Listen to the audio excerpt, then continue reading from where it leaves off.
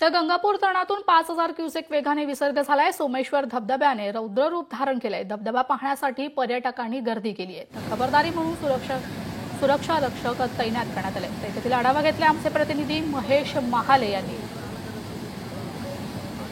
मध्ये पावसाची संततधार सुरू असल्याने गंगापूर धरणात 5,186 क्युसेक पाण्याचा जो विसर्ग आहे तो केला जातोय। यामुळे जर आपण बघितलं तर सोमेश्वर धबधबा जो आहे तो प्रवाहित झालेला आहे। सोमेश्वर धबधब्याने रौद्र रूप धारण केल्याचं आपल्याला बघायला मिळतंय। खरं तर सोमेश्वर धबधबा हा पावसाळ्यात नेहमीच पर्यटकांना आकर्षित करत असतो। पर्यटक नेहमी पाऊस सुरू झाल्यानंतर या ठिकाणी या धबधब्याचं मनमोहक रूप जे आहे ते बघण्यासाठी गर्दी करत असता। मात्र यंदाच्या वर्षी जर आपण बघितलं तर या सोमेश्वर धबधब्याने जे आहे ते रौद्र रूप धारण केलेले आहे। यामुळे पर्यटकांना देखील येथे येण्यास मज्जाव करण्यात आलेला आहे। आपण जर बघितलं तर या ठिकाणी सोमेश्वर धबधब्याचा रौद्र रूप या ठिकाणी आपल्याला बघायला मिळते। मात्र पर्यटक या ठिकाणी येण्यासाठी खरं तर प्रशासनाने जी आहे ती बंदी घातलेली आहे। कारण अनेक वेळेस या ठिकाणी दुर्घटना घडलेल्या आहेत। ज्या ठिकाणी पर्यटकांसाठी गॅलरी बनवण्यात आलेली आहे त्या गॅलरीमध्ये देखील पाणी हे साचलेलं आहे आणि कुठलीही अनुचित घटना घडू नये यामुळे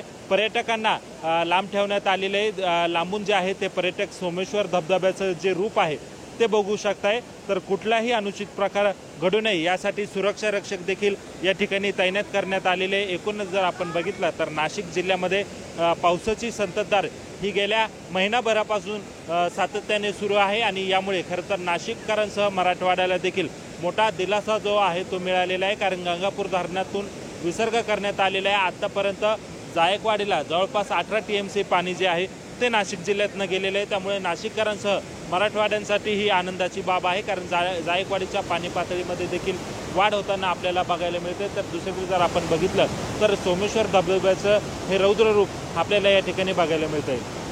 महेश महाले, लोकशाही मराठी, नाशिक। लोकशाही मराठी ऐका, पहा, जागरूक रहा।